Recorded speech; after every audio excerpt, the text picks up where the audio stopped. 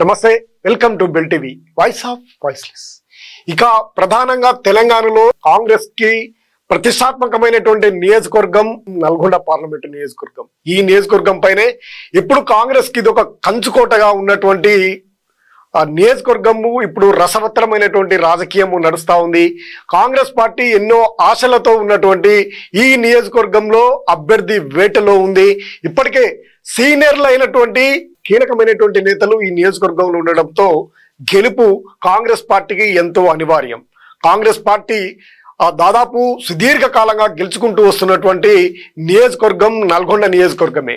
BRS party ప్రభంజనం ఉన్నటువంటి సమయంలో కూడా ఇక్కడ కాంగ్రెస్ పార్టీ విజయాన్ని సాధించినటువంటి అత్యంత ముఖ్యమైనటువంటి స్థానం ఇది. ఇక్కడ ప్రధానంగా జానారెడ్డి, ఉత్తమ్ కుమార్ రెడ్డి, కోమటిరెడ్డి వెంకటరెడ్డి ముగ్గురు కీలకమైనటువంటి నేతలుగా కూడా ఉన్నటువంటి నియోజకవర్గము నల్గొండ పార్లమెంటు. ఈ పార్లమెంటు కాంగ్రెస్ పార్టీకి ఎంతో ప్రతిష్టాత్మకమైంది. ఇది గెలుచుకోవడం కూడా వారికి ఎంతో ప్రతిష్టతో కూడుకున్నటువంటి అంశంగా చెప్పుకోవచ్చు.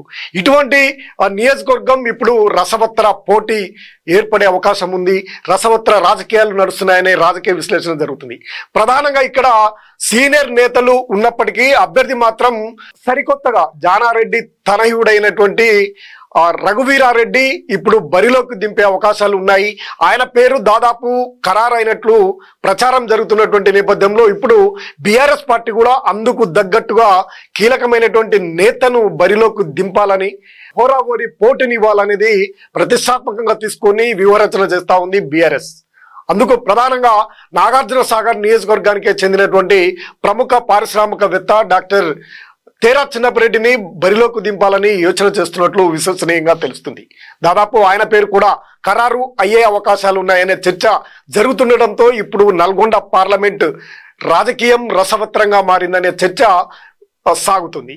ఇప్పుడు అక్కడ ఉన్నటువంటి పరిస్థితులను ఒకసారి మనం పరిశీలిస్తే కుందూరు జానారెడ్డి తనయుడు అయినటువంటి రఘువీరారెడ్డి, ఆయనకు ఎప్పుడు కూడా ప్రత్యక్ష ఎన్నికల్లో పోటీ చేసినటువంటి అనుభవము లేకపోవడం, ఆయనకు ప్రధానంగా జానారెడ్డి తనయుడు అనే గుర్తింపు ఐడెంటిటీ బ్రాండ్ ఎక్కువగా ఉన్నటువంటి నేపథ్యం ఆయనకు ఉండటము, అదేవిధంగా ఇక్కడ కీలకమైనటువంటి నేతలైనటువంటి ఉత్తమ్ కుమార్ రెడ్డి, కోమటిరెడ్డి వెంకటరెడ్డి, జానారెడ్డి తనయుడు అయినటువంటి రఘువీరారెడ్డి స్వయాన సీఎం అయినటువంటి రేవంత్ రెడ్డికి స్నేహితుడు, అత్యంత సన్నిహితుడు కావడం, మళ్ళీ ఆయన పార్లమెంటు టికెట్ దక్కించుకుంటే రాజకీయ ప్రభావితం చేయగలడు అనే ఆలోచనతో ఇరువురు సీనియర్ నేతలైనటువంటి ఉత్తమ్ కుమార్ రెడ్డి, ఇటు కోమటిరెడ్డి వెంకటరెడ్డి కూడా రఘువీరారెడ్డికి టికెట్ రాకుండా తమ వర్గాల్లో ఉన్నటువంటి కోమటిరెడ్డి వెంకటరెడ్డి తమ కూతురికే ఇవ్వాలని పట్టుబట్టడం జరిగింది. అదేవిధంగా ఉత్తమ్ కుమార్ రెడ్డి ఆయన నియోజకవర్గానికి చెందినటువంటి వారిని కూడా చెప్పడం, అదేవిధంగా పటేల్ రమేష్ రెడ్డి కూడా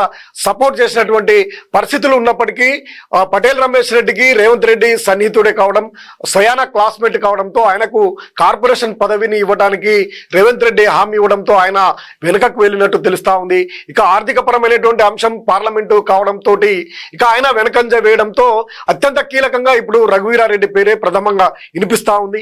ఇక గత్యంతరం లేక ఇక బలమైనటువంటి నేతను చూపించడంలో దాదాపు ఇద్దరు మంత్రులు కూడా విఫలం కావడం, ఇక జానారెడ్డి తనయుడు రఘువీరారెడ్డి కావడం, జానారెడ్డి చేయమని ఒక రకంగా ప్రపోజల్ పెట్టినా కానీ జానారెడ్డి ఆరోగ్య రీత్యా అదేవిధంగా వయసు రీత్యా అదేవిధంగా తమ కుమారుడికి రాజకీయ భవిష్యత్తుని ఇవ్వాలనే ఆలోచనతో జానారెడ్డి తన తనయుడికి ఇవ్వాలంటూ ఆయన సపోర్ట్ చేసినటువంటి పరిస్థితుల నేపథ్యంలో పూర్తిగా రఘువీరారెడ్డికి దాదాపు ఖరారైనట్లు తెలుస్తా ఉంది. సీఎం రేవంత్ రెడ్డి సైతం సపోర్ట్ చేస్తూ అధిష్టానం వద్ద కూడా ప్రపోజల్ చేస్తుండడంతో దాదాపు రఘువీరారెడ్డి టికెట్ కన్ఫర్మ్ అనే చర్చ రాజకీయ వర్గాల్లో కాంగ్రెస్ పార్టీలో ప్రచారం జరుగుతున్నటువంటి పరిస్థితులు, దాదాపు ఆయన పేరే ఖరారైందనే చర్చ అయితే జరుగుతున్నటువంటి సమయంలో ఇప్పుడు బీఆర్ఎస్ సైతం ఇంకా ఈ విషయాన్ని పరిగణనలోకి తీసుకొని ఆయనకు ధీటైనటువంటి అభ్యర్థిని బరిలోకి దింపాలని యోచిస్తా ఉంది. వాస్తవానికి ఇక్కడ గత అసెంబ్లీ ఎన్నికల్లో పోల్చుకున్నా, గతంలో జరిగినటువంటి పార్లమెంట్ ఎన్నికలను పోల్చుకున్నా ఇది కాంగ్రెస్ కు కంచుకోటగా ఉంది. కాంగ్రెస్ బలంగా ఎప్పుడు కూడా గెలుచుకుంటూ వస్తున్నటువంటి పార్లమెంటు నియోజకవర్గము. ఈ పార్లమెంటులో 7 సెగ్మెంట్లు ఉన్నాయి, అసెంబ్లీ సెగ్మెంట్లు ఉన్నటువంటి పరిస్థితులలో ఈ 7 సెగ్మెంట్లో కూడా ఒక సూర్యాపేట మినహా 6 అసెంబ్లీ నియోజకవర్గాల్లో కాంగ్రెస్ సునాయాసంగా గెలుచుకున్నటువంటి పరిస్థితి, భారీ మెజార్టీని కూడా సొంతం చేసుకున్నటువంటి పరిస్థితులు ఉండడం, దీనిపై కాంగ్రెస్ ఎంతో ఆశతో ముందుకు వెళుతా ఉంది. కానీ సీనియర్ నేతల్ని ఎవరిని కూడా బరిలోకి దింపే పరిస్థితి లేకపోవడం, అనివార్యంగా జానారెడ్డి తనయుడైనటువంటి రఘువీరారెడ్డికి టికెట్ ఖరారు కావడంతో దాదాపు అయిందనే చర్చ జరుగుతున్నటువంటి సందర్భంలో ఇక బీఆర్ఎస్ పార్టీ సైతం అందుకు ధీటైనటువంటి అభ్యర్థిని బరిలోకి దింపాలని చూస్తా ఉంది.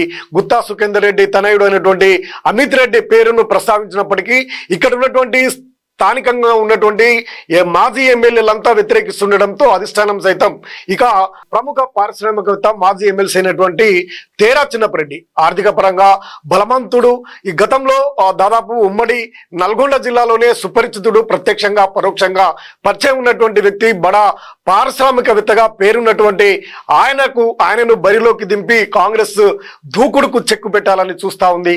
దీంతో రసవత్తరంగా మారింది రాజకీయం అనే చర్చ జరుగుతుంది. ఇప్పుడు ఆయనకు సంబంధించినటువంటి విషయాల్లో బీఆర్ఎస్ పార్టీ సర్వేను కూడా నిర్వహించినట్టు తెలుస్తుండడం, ఇక ఓటమి చెందినటువంటి మాజీ ఎమ్మెల్యేలు మెజార్టీగా ఆయన పేరునే సూచిస్తుండడంతో ఇప్పుడు దాదాపు ఆయన పేరు కూడా ఖరారు అయిందనే ప్రచారం జరుగుతుంది.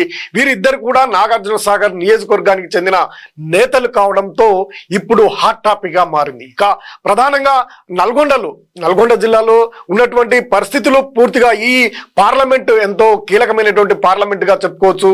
రాజకీయ పరంగా, సామాజిక పరంగా కూడా ఇక్కడ ఉన్నటువంటి పరిస్థితులు దాదాపు రాష్ట్ర స్థాయిలో ఉన్నటువంటి సమీకరణలకు కూడా సరితూగుతాయని చెప్పొచ్చు. ఇక్కడ 7 నియోజకవర్గాలు ఉంటే ఒక నల్గొండ, సూర్యాపేట మినహా 5 నియోజకవర్గాలు కూడా పూర్తిగా కృష్ణపట్టి ప్రాంతం, కృష్ణ పరివాహక ప్రాంతము కావడంతో ఇక్కడ అనేకమైనటువంటి సామాజిక సమీకరణలతోటి కూడా రాజకీయ వ్యవస్థ నడుపుతున్నటువంటి పరిస్థితులు ఉన్నటువంటి పరిస్థితుల నేపథ్యంలో ఇప్పుడు సరికొత్త రాజకీయ సమీకరణలకు తెరదీసే అవకాశం ఉందనే చర్చ కూడా జరుగుతూ ఉంది. ఆ నల్గొండ పార్లమెంటుపై కాంగ్రెస్ సునాయంగా గెలుచుకుంటుందన్నటువంటి నేపథ్యంలో కీలకమైనటువంటి నేతని బీఆర్ఎస్ దింపుస్తుండడం, ఇప్పుడు ఉన్నటువంటి పరిస్థితుల నేపథ్యంలో రైతుల అంశము ప్రధానంగా ముందుకొచ్చే అవకాశం ఉంది. కృష్ణా జలాలపై ఉన్నటువంటి ప్రాజెక్టులను కేఆర్ఎంబికి అప్పగించడంపై గతంలోనే నల్గొండలో భారీ బహిరంగ సభను ఏర్పాటు చేసి బీఆర్ఎస్ సక్సెస్ చేసినటువంటి అంశము, అది కూడా కీలకమైనటువంటి ప్రచారాస్త్రంగా మారే అవకాశం ఉంది. ఇక కృష్ణపట్టి ఏరియాలో ఉన్నటువంటి నాగార్జున సాగర్ ఎడమ కాలువ కింద ఎండుతున్నటువంటి పొలాల అంశం కూడా ప్రధానంగా ఉంటుంది. ఇక్కడ రైతు కుటుంబాలే ఎక్కువగా ఉంటాయి. రైతు వ్యవసాయంపై ఆధారపడ్డటువంటి కుటుంబాలే దాదాపు 80 నుంచి 90% ఉంటున్నటువంటి పరిస్థితి. ఇక్కడ పట్టణాలు కేవలం మిర్యాలగూడ, నల్గొండ మాత్రమే ఉన్నప్పటికీ అన్ని చిన్న పట్టణాలు అన్ని కూడా వ్యవసాయ ఆధారిత పట్టణాలుగానే పేర్కొనవచ్చు. వ్యవసాయ ఆధారితంగా నిర్మాణమైనటువంటి పట్టణాలే. మిర్యాలగూడెం కూడా ప్రధానంగా వ్యవసాయ రైతుల మీద ఆధారపడినటువంటి నిర్మితమైనటువంటి పట్టణమే కావడంతో ఇక్కడ అత్యధికంగా రైతులకు సంబంధించినటువంటి అంశమే కీలకంగా ఎన్నికల్లో కూడా ప్రధానమైనటువంటి ఎజెండాగా ఉండే అవకాశం ఉంది.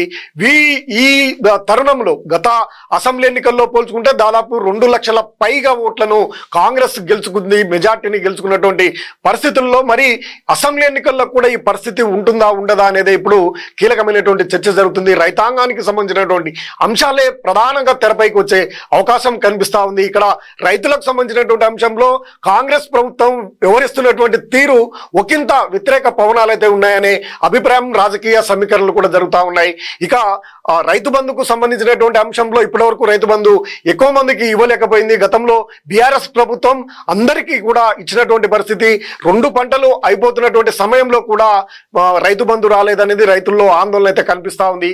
ఇక ప్రధానంగా 2వ పంటకు నీటిని ఇవ్వకపోయినప్పటికీ ఆయకట్టు ప్రాంతంలో నీటి జలాలు, వనరులు ఉన్నటువంటి రైతులు 2వ పంటగా వేయడం జరిగింది.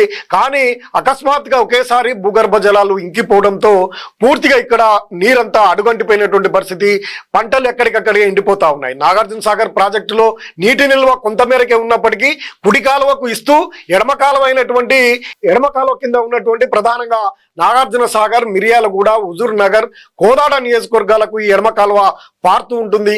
కానీ ఈ ఎడమ కాలువ ఆధారంగా భూగర్భ జలాలు ఎప్పుడు పుష్కలంగా ఉంటున్నటువంటి ఈ ప్రాంతంలో ఇప్పుడు పూర్తిగా పంటలు ఎండిపోవడం, ఎవరు కూడా ఇటు బీఆర్ఎస్ కానీ ఇటు కాంగ్రెస్ కానీ రైతుల వంక చూడకపోవడం కూడా ఇప్పుడు ప్రధాన అంశంగా ఈ ఎన్నికలు కూడా ఇప్పుడు సమీపిస్తున్నటువంటి నేపథ్యంలో అది కూడా ప్రధానంగా చర్చకు వచ్చే అవకాశం ఉంది. అది కూడా ప్రధాన ఎజెండాగా ప్రతిపక్షాలు తీసుకొని ముందుకు పోయే అవకాశం ఉండడంతో రైతాంగము ఎటువైపు మల్లుతారనే చర్చ కూడా ఆసక్తికరంగా జరుగుతుంది.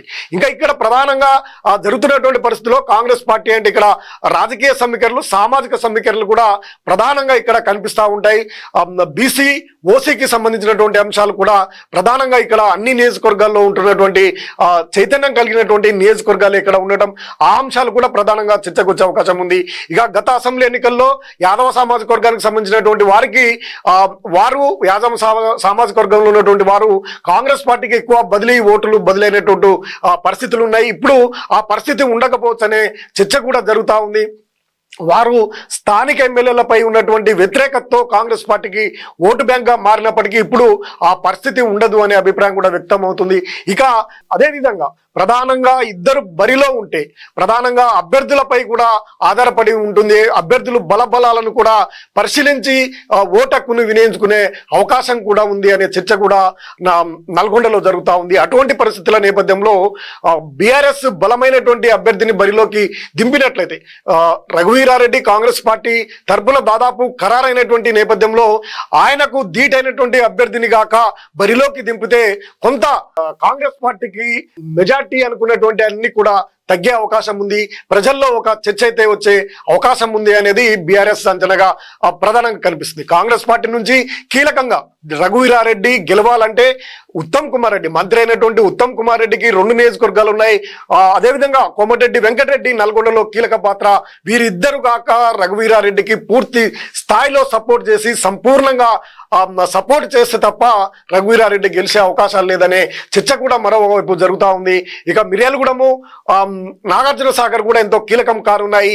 ఈ 2 నియోజకవర్గాలు నాగార్జున సాగర్ లో కూడా తేరా చిన్నపరెడ్డిది అదే నియోజకవర్గం కావడం కూడా అక్కడ గతంలో వచ్చినటువంటి మెజార్టీ రాదనే అభిప్రాయం కూడా వ్యక్తం అవుతుంది. ఇక వారిద్దరూ సంపూర్ణంగా మంత్రులు ఇద్దరు సంపూర్ణంగా సపోర్టు చేస్తేనే రఘువీరారెడ్డికి బయటపడే అవకాశం ఉంది. ఆయన వర్గీయులు కూడా సపోర్ట్ చేయాల్సినటువంటి అవసరం ఎంతో ఉంది. ఇక బీఆర్ఎస్ నుంచి చూస్తే ప్రధానంగా మాజీ మంత్రి జగదీశ్వర్ రెడ్డి ఎంతో ప్రముఖ పాత్ర పోషించాల్సి ఉండగా ఇక కీలకమైనటువంటి నాయకుడు మిర్యాలగూడ మాజీ ఎమ్మెల్యే అయినటువంటి భాస్కర్ రావుది ఇక్కడ కీలక పాత్ర ఉండే అవకాశం ఉంది. ఆయన బీఆర్ఎస్ కు ఎంతో సపోర్ట్ చేస్తే తప్ప బీఆర్ఎస్ మనుగడకు ముందుకు పోయే అవకాశం లేకపోలేదనే చర్చ కూడా జరుగుతుంది. ప్రధానంగా ఎంతో కీలకమైనటువంటి మిర్యాలగూడ నియోజకవర్గం అదేవిధంగా నాగార్జున సాగర్ నియోజకవర్గంలో కూడా ఆయన రాజకీయ వనమాలు నేర్చుకునేటువంటి నాగార్జున సాగర్ నియోజకవర్గంలో కూడా ఆయనకు పట్టు ఉండడంతో ఈ 2 నియోజకవర్గాల్లో ఆయన వ్యూహాత్మక రాజకీయాలు చేసి బీఆర్ఎస్ అభ్యర్థికి భారీ మెజార్టీ దిశగా వెళితే తప్ప ఆయనకు గెలిచే అవకాశాలు కూడా లేవనే అభిప్రాయం కూడా వ్యక్తం అవుతున్నటువంటి నేపథ్యంలో కీలకంగా వీరు ఉండడం ఈసారి గత ఎప్పుడు కూడా ఓటమి ఎరగని భాస్కర్ రావు 2 సార్లు ఎన్నికల్లో ప్రత్యక్ష ఎన్నికల్లో పోటీ చేసినటువంటి ఆయన ఓటమి తొలిసారిగా చూడడం భారీ మెజార్టీతో ఓటమి చెందడంతో ఆయన కూడా ఈసారి రానున్నటువంటి పార్లమెంట్ ఎన్నికల్లో తన సత్తాను చాటి ఇక్కడ ఉన్నటువంటి పూర్తి స్థాయి నిర్మాణాత్మకంగా ఉన్నటువంటి పార్టీని బలోపేతంగా ముందుకు తీసుకెళ్లి ఇక్కడ భారీ మెజార్టీని ఇవ్వాలనే వ్యూహరచన ఆయన చేస్తున్నట్లు తెలుస్తా ఉంది. నాగార్జున సాగర్ నియోజకవర్గంలో కూడా ఉప ఎన్నికల్లో గెలుపు కోసం విస్తృతంగా కృషి చేసినటువంటి భాస్కర్ రావు పైనే సీఎం కేసీఆర్ కూడా పూర్తి బాధ్యతలు అప్పగించే అవకాశం ఉంది. ఈ సమీకరణల నేపథ్యంలో దాదాపు ఓరావోరి పోరైతే ఉంటుంది. తేరా చిన్నపరెడ్డి ఇటు రఘువీరారెడ్డి ఇద్దరు అయితే బలబలాలను కూడా పరిశీలించే అవకాశం ఉన్నటువంటి నేపథ్యంలో బీఆర్ఎస్ పార్టీ కూడా గట్టి పోటీనిస్తూ గెలిపే దిశగా ముందుకు కదిలే అవకాశం కూడా ఉంది. ఓటమి చెందినటువంటి ఎమ్మెల్యేలు అదేవిధంగా పార్టీ కార్యకర్తలు ఎమ్మెల్యేలపై ఉన్నటువంటి వ్యతిరేకతతో కాంగ్రెస్ పార్టీకి ఓటింగ్ ను బదిలైనటువంటి పరిస్థితుల నేపథ్యంలో ఈసారి బలమైనటువంటి అభ్యర్థి బీఆర్ఎస్ నుంచి ఉంటే తమ ఓటును తామే వేసుకొని బీఆర్ఎస్ సత్తాను చాటాలని క్యాడర్ కూడా భావిస్తా ఉందట. అందరికీ కూడా గతంలో సిట్టింగ్ ఎమ్మెల్యేలకు ఇవ్వద్దంటూ అన్ని నియోజకవర్గాలకు వ్యతిరేకత వినిపించినటువంటి క్యాడరు ఈసారి పటిష్టమైనటువంటి నాయకునికి ఇచ్చినట్లయితే ఓటును బీఆర్ఎస్ కు బదిలయ్యే విధంగా చర్యలు తీసుకోవడానికి పార్టీ శ్రేణులు కూడా కదిలే అవకాశం ఉందనే ఆసక్తికరమైనటువంటి చర్చ అయితే నల్గొండ పార్లమెంటులో చోటు చేసుకుంది. ఈ పరిస్థితుల నేపథ్యంలో బీజేపీకి సంబంధించినటువంటి అభ్యర్థి కూడా కీలకం కానున్నారు. వారికి కూడా బలమైనటువంటి ఓటు బ్యాంకు బదిలీ అయ్యే అవకాశం ఉంది. అవి ఏ పార్టీకి చెందినటువంటి ఓట్లు బీజేపీ వైపు మళ్తాయనేది కూడా ఇప్పుడు ఆసక్తికరంగా మారిన అంశము. గెలుపు ఓటములు కూడా బీజేపీ సూచించే అవకాశం ఉంది. మోడీ ప్రభంజనము, అదేవిధంగా రామ మందిర నిర్మాణము, వీటికి సంబంధించినటువంటి ఇంటింటికి వారు పంచినటువంటి తలంబ్రాలకు సంబంధించినటువంటి రాముని యొక్క ప్రాణ ప్రతిష్ఠ సందర్భంగా వారు తలంబ్రాలు ఇంటింటికి పంపించినటువంటి నేపథ్యం, ఇవన్నీ కూడా బీజేపీకి కొంత గ్రాఫ్ పెరిగే అవకాశం ఉంది. ఓటింగ్ కూడా బలంగా పడే అవకాశం ఉన్నటువంటి పరిస్థితులలో ఎవరి ఓట్లు బదిలీ అవుతాయి, గెలుపు ఓటముల్ని బీజేపీ కూడా సూచించే అవకాశం ఉంది. కాబట్టి ఇక్కడ రసవత్తరమైనటువంటి పోరు ఉంటుందనే అభిప్రాయం కూడా వ్యక్తమవుతుంది. కాంగ్రెస్ పార్టీ ఎంతో సునాయాసంగా గెలుచుకునే సీటు అంత ఈజీగా కాదు అనే అభిప్రాయం కూడా రాజకీయ వర్గాల్లో నడుస్తుంది. మరిన్ని అప్డేట్ కోసం చూస్తూనే ఉండండి bell TV, voice of voiceless. నమస్తే.